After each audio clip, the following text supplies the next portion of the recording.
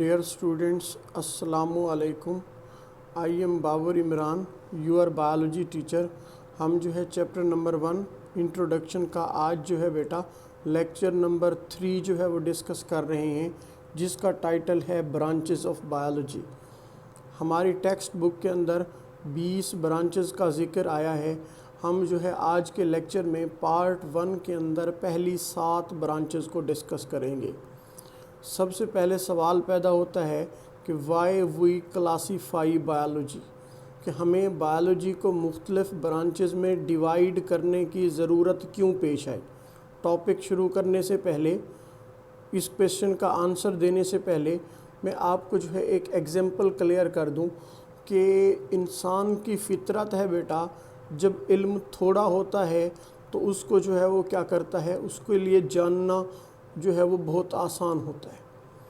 जब चीज़ें थोड़ी हों उनके लिए मालूमात इकट्ठी करना बहुत आसान हो जाता है।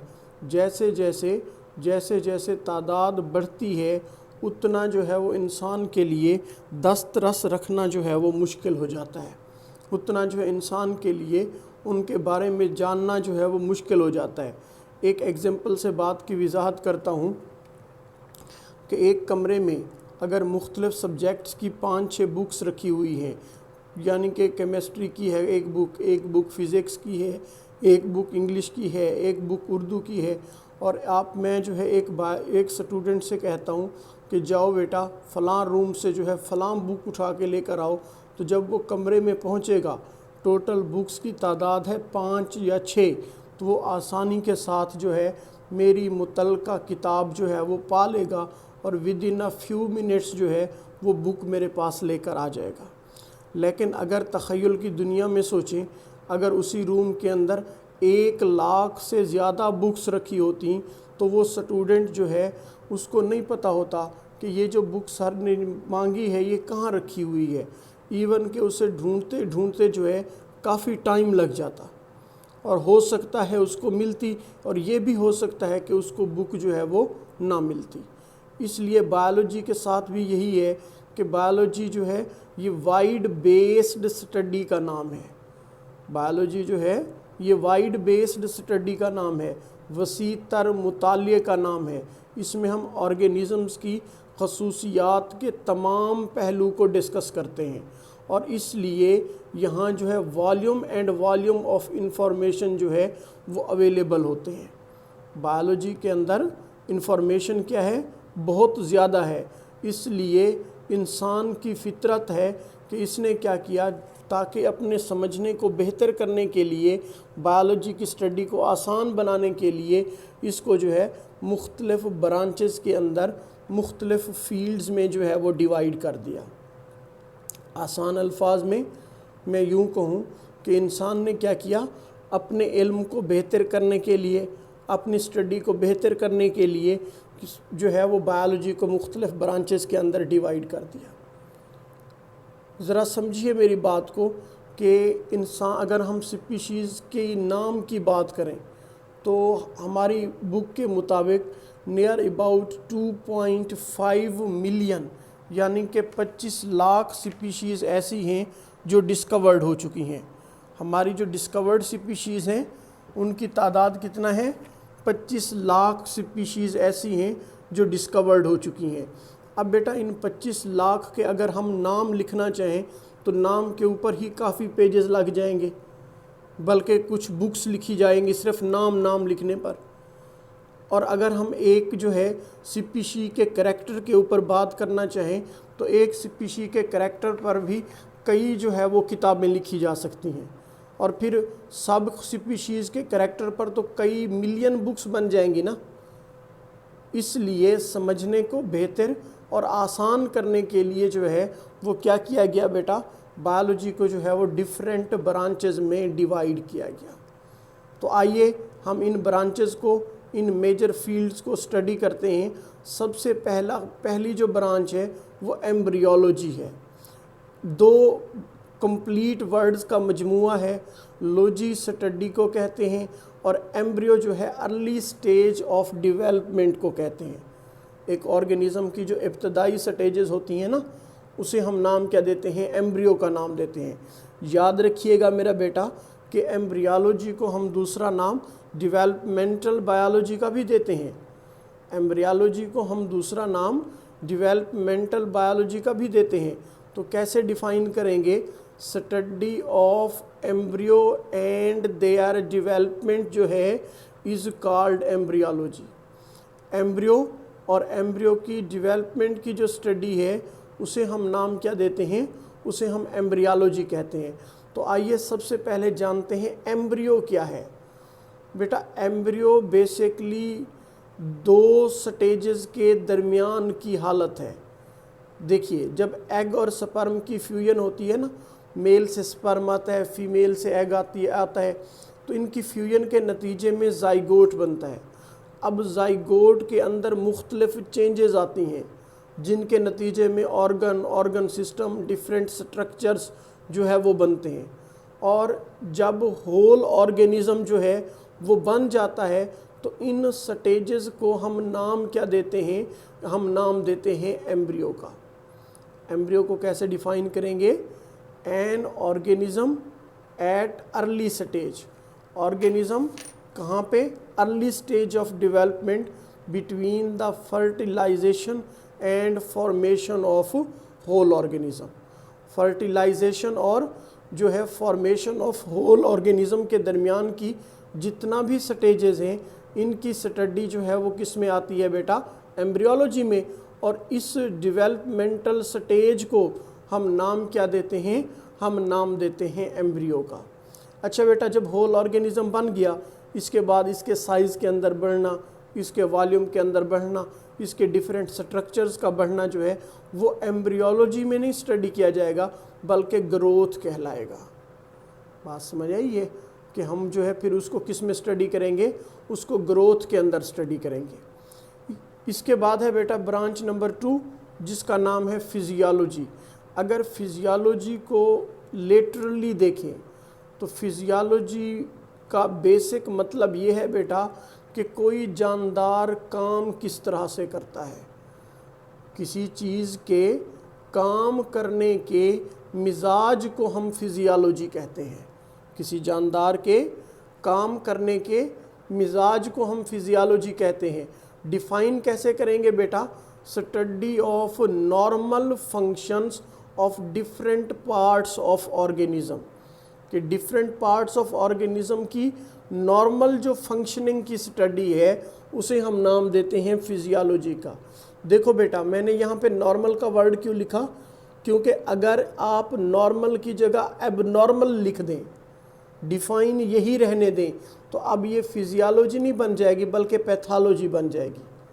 स्टडी ऑफ एबनॉर्मल फंक्शनिंग अगर आप कहोगे ना of different parts of organism तो ये पैथोलॉजी बन जाएगी। इसलिए बेस्ट डिफाइन के लिए यहाँ पे नॉर्मल का वर्ड लिखना बहुत ज़रूरी है। तो फिजियोलॉजी को हमने कैसे डिफाइन किया, study of normal functions of different parts of organisms. अगर आप एग्जाम्पल की तरफ चलें तो मिसाल देता हूँ कि हमारे मसल्स की कॉन्ट्रैक्शन और रिलैक्सेशन की जो स्टडी है ये फिजियोलॉजी है। हमारे स्टमक की डाइजेशन जो है इसकी स्टडी जो है ये फिजियोलॉजी के अंदर आती है।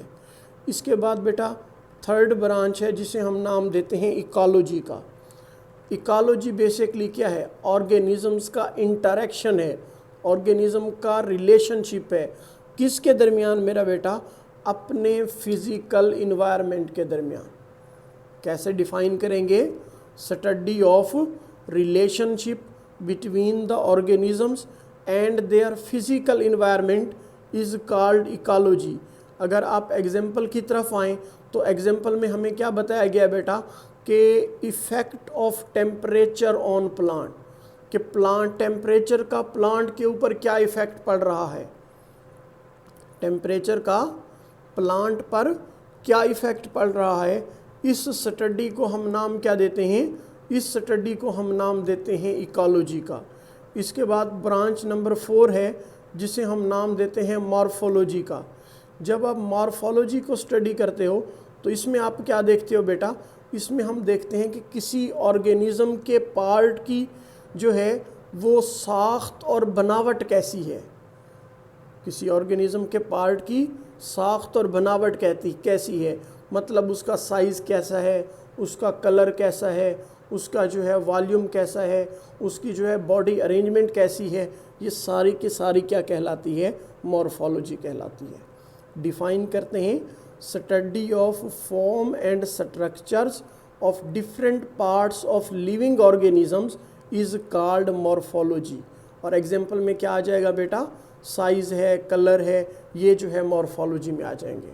इसके बाद ब्रांच नंबर 5 है जिसे हम नाम देते हैं एनाटॉमी का। और याद रखिएगा एमसीक्यूज़ के लिए इम्पोर्टेंट बात है कि हम इसको इंटरनल मॉर्फोलॉजी भी कहते हैं।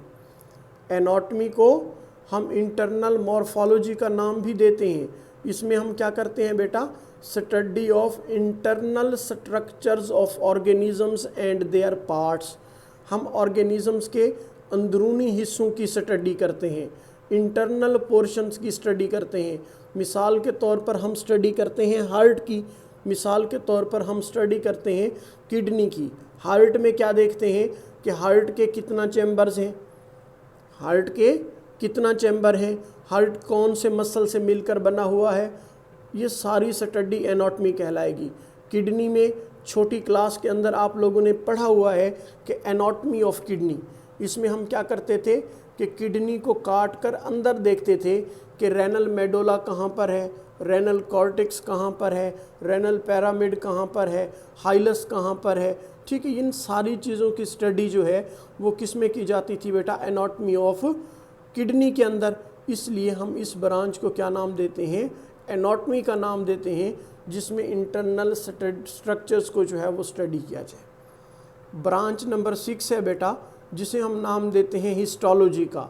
वर्ड हिस्टोलॉजी 2 ग्रीक वर्ड्स का मजमूआ है। अगर हम 2 वर्ड्स पे गौर करें तो एक वर्ड है हिस्टो जिसका मतलब है टिश्यू, और दूसरा वर्ड है लॉजी जिसका मतलब है स्टडी। एक वर्ड है टिश्यू जो कि हिस्टो जिसका मीनिंग जो है वो टिश्यू है, और दूसरा लोगी जिसका मीन क्या है बेटा, स्टडी है। तो कैसे डिफ़ाइन करेंगे।